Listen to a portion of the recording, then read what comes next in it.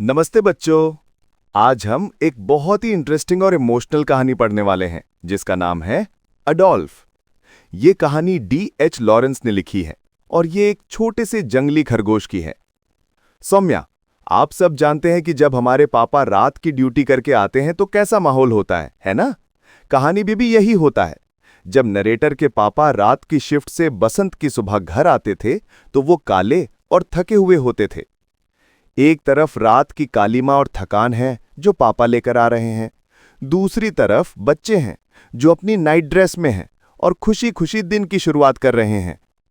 बच्चों, क्या लगता है ये मिलन खुशी वाला होता होगा? नहीं। Night met morning face to face and the contact was not always happy. पापा को अच्छा नहीं लगता था कि वो इतने मैले और थके हैं जब सब खुश और फ्रेश हैं। लेकिन कभी कभी पापा खुश भी होते थे। क्यों? क्योंकि उन्हें सुबह ओस से भीगी घास पर चलते हुए पक्षी और पेड़ों को देखते हुए आना बहुत पसंद था। वो चिड़ियों की तरह गाना और सीटी बजाना चाहते थे। इससे पता चलता है कि वो इंसानों से ज्यादा प्रकृति और जानवरों को पसंद करते थे। अनपेक्षित मेहमान, छोटा खरगोश। एक सुबह सब लोग नाश्ते के लिए बैठे थे। तभी उन्होंने पापा के भारी कदमों की आहट सुनी। सब घबरा गए। पापा सीधे किचन में आए। उनके चेहरे से लग रहा था कि वो कुछ खास बताने वाले हैं। उन्होंने चाय मांगी और फिर सरप्राइज! चाय पीने के बजाय उन्होंने मेज पर एक छोटी सी भूरी चीज रखी। A tiny brown rabbit, a small rabbit, a mere मॉसल।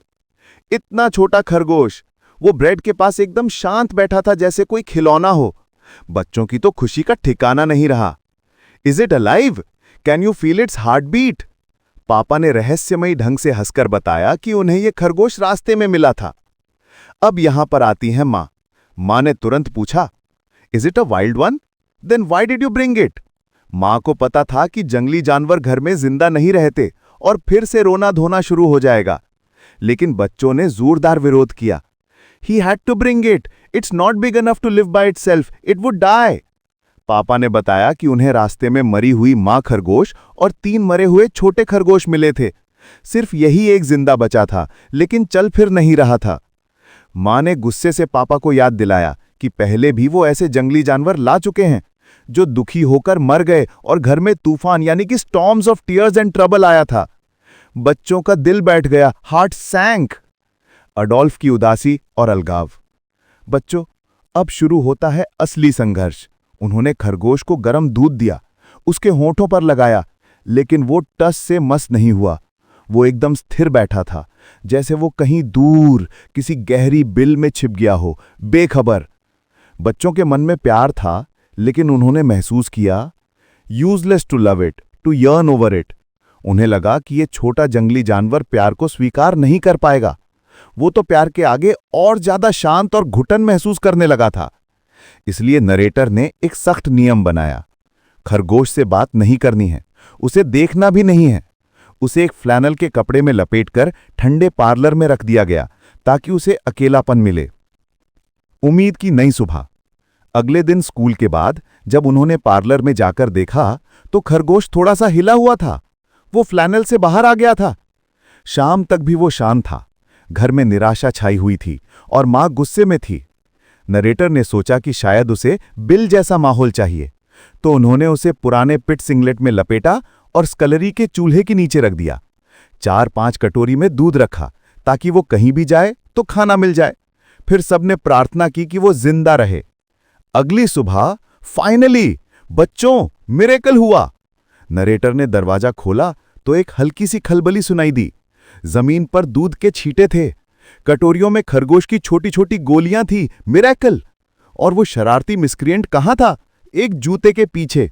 वो चमकीली आंखों से देख रहा था और नाक मतलब ट्विचिंग हिज नोज फड़फड़ा रहा था। वो जिंदा था।